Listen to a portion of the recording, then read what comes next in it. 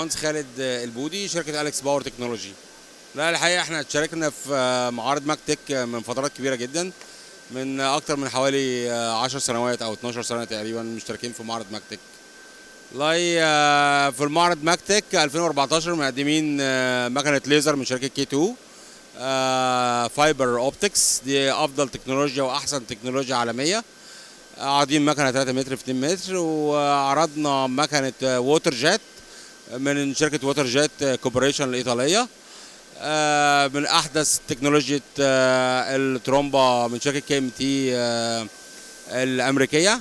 وعارضين مكن فرايز من شركة واي سي ام وشركة مولستار، ومكن واير كات من شركة شمير، وبعض المكنات الأخرى من شركات تركية من شركة أكيباك.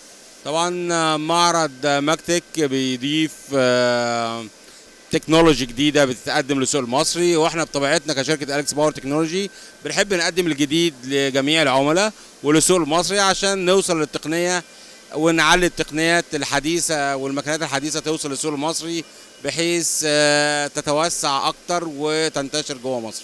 الحقيقه المعرض من افضل لافضل، كل سنه بنقابل وبنشوف حاجات افضل، وانا شايف كم الزائرين السنه دي افضل من السنه اللي فاتت، والتنسيق والتنظيم افضل بكتير من قبل كده. باذن الله اكيد نشوفهم مع بعض ان شاء الله.